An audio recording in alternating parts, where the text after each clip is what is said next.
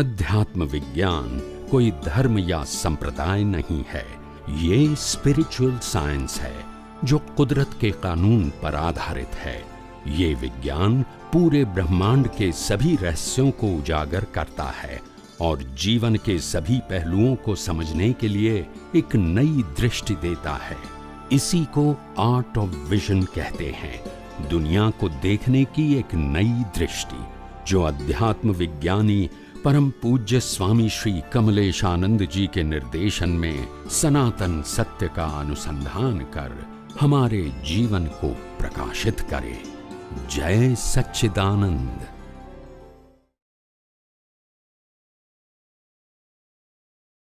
એ આપણને સમજાય, શબ્દોના અર્થે ખબર ના પડે, મર્મની ક્યાં વાત કરો છો? શબ્દોના મીનિંગ છે ને એ ના સમજાય, એવા શબ્દો બધા હોય તો મર્મની તો ક્યાં વાત આવે? એટલે આવી રીતે પછી જ્ઞાનીને ખોલે કે એવા કોઈ જ્ઞાની પ્રાપ્ત થાવ કે જેને સુખ ક્યાં છે એ ખબર હોય અને અનુભવ હોય. શું કીધું? ખબર હોય અને અનુભવ હોય તો કામનું ને. માત્ર ખબર હોય તો નોલેજ કહેવાય, અને જો અનુભવ ના હોય તો એ નોલેજ વાળા કામ ના લાગે. હા, જ્યાં સુધી અનુભવી ના મળે ત્યાં સુધી નોલેજ વાળા બરાબર છે, જ્યાં સુધી અનુભવી જ્ઞાન ના મળે ત્યાં સુધી શાસ્ત્ર જ્ઞાની બરાબર છે. શું કીધું? પણ ખોળવાના તો કેવા હોવા જોઈએ? અનુભવી. એમ કરતા કરતા કોઈ પુણ્યના યોગે સાચી ભાવના થઈ હોય તો એ જ પુણ્યના યોગે આવા અનુભવી સાચા જ્ઞાની આપણને પ્રાપ્ત થાય. હવે તમને એમ લાગે કે હું ભાવના કરું ને એ મને કેમ ભેગા થાય? કારણ કે કર્મના હિસાબો તો સામે જોઈએ, વન વે હોય નહીં.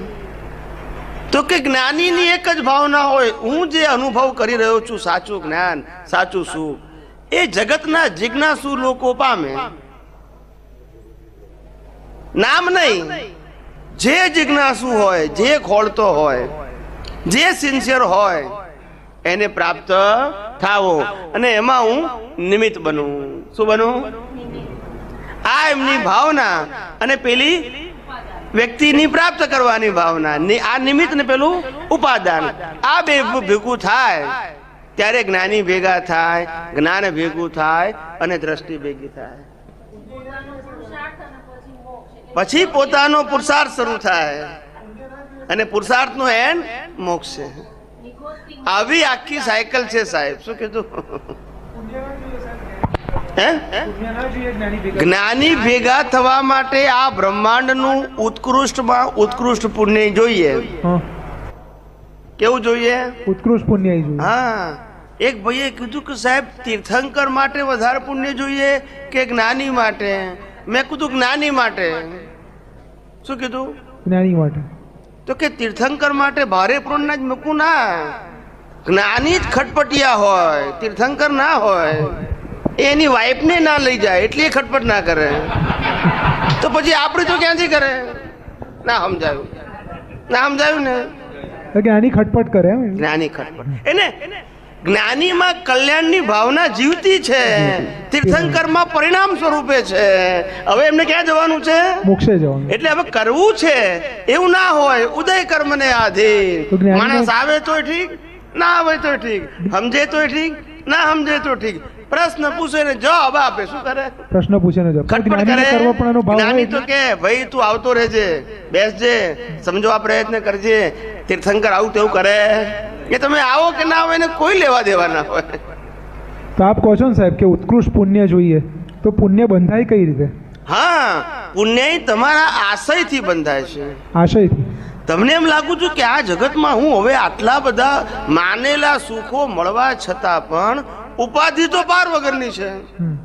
માનેલા સુખો મળવા છતાં પણ ઉપાધિ પાર વગરની છે. માટે સાચું સુખ આનાથી જુદું હોવું જોઈએ. તો હવે આ સાચું સુખ ભગવાન ક્યાં હશે? ભલે આપણે બહારના ભગવાનને પ્રાર્થના કરીએ, રામ કૃષ્ણ મહાવીરને, કે ભગવાન ખરેખર સાચું સુખ ક્યાં હશે? આ તો માનેલું સુખ છે, અને માનેલું સુખ કે સાચું સુખનો અનુભવ કરાવતું નથી.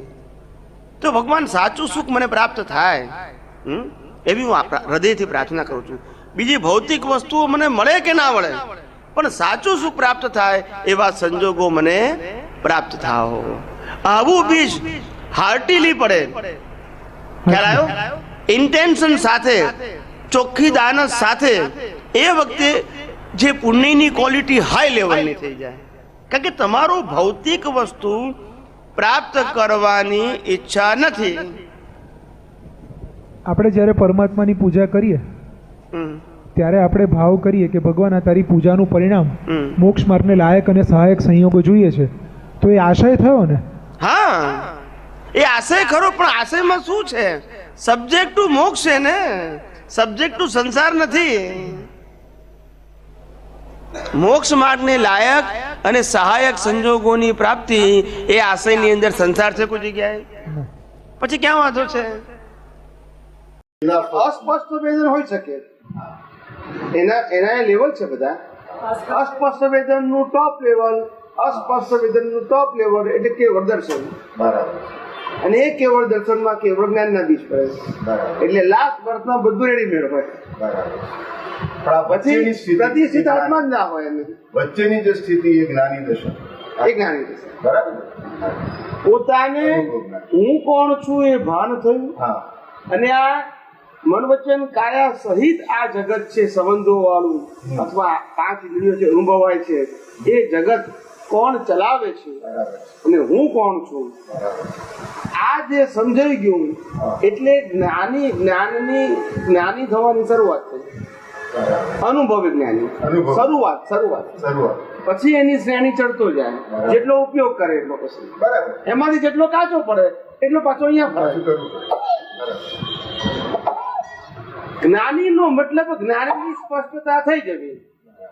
હવે એનો વિકાસ થાય એમાં ઉપયોગ જોઈએ. એટલે કેવળ દર્શન સુધી ઉપયોગ છે. ક્યાં સુધી? કેવળ જ્ઞાનમાં ઉપયોગ ના હોય, સ્પષ્ટ વેદનમાં ઉપયોગ ના હોય. એ સ્વાભાવિક ઉપયોગ હોય. કેવો હોય? ઉપયોગ રાખવો પડે, જતો રહે એવું ના હોય, પુરુષાર્થ સ્વરૂપે ના હોય. કેવળ જ્ઞાન ન થયું હોય તો પણ સ્પષ્ટ વેદન પછી ઉપયોગ ના હોય, પુરુષાર્થ સ્વરૂપે. ખ્યાલ આવી ગયું? ઉપયોગ થયો સ્વભાવ સ્વરૂપ. એટલે સ્વભાવ એટલે પુરુષાર્થ નથી, માટે કોઈ રિઝલ્ટ નથી. જો પુરુષાર્થ મૂક્યો હોત ત્યાં આગળ તો વળી કાચો પડે તો પાછું બીજ પડે અને પાછું પુનર્જન્મ થાય, પણ એ શક્ય નથી. છેલ્લા બર્થ એટલે છેલ્લો બર્થ કીધો આપણે. શું કીધો? છેલ્લા બર્થમાં પુરુષાર્થ. માતાના ગર્ભમાંથી જ પુરુષાર્થ ના હોય, કારણ કે ત્યાંથી કર્મ બંધાય છે. મહાત્માથી જે જ્ઞાની દશા સુધી પહોંચવા માટેનો કેવો પુરુષાર્થ જોઈએ? મહાત્માથી જ્ઞાની દશામાં પહોંચવા માટેનો પુરુષાર્થ શું જોઈએ? જે જ્ઞાન પ્રાપ્ત થયું છે એ લાઈવ કરો. પ્રાપ્ત થયું છે શબ્દ રૂપે, પછી સમજણ રૂપે થાય. ખ્યાલ આવ્યો? પછી દ્રષ્ટિથી ઉપયોગ કરો, પછી અનુભવ રૂપે થાય. આ અનુભવની શ્રેણી તમારી દિવસે દિવસે વર્ધમાન થવી જોઈએ. એ જ્ઞાની પદની ચડતીના લક્ષણો. ખ્યાલ આવ્યો? અનુભવ વર્ધમાન થવો જોઈએ, સમજણ માત્ર નહીં.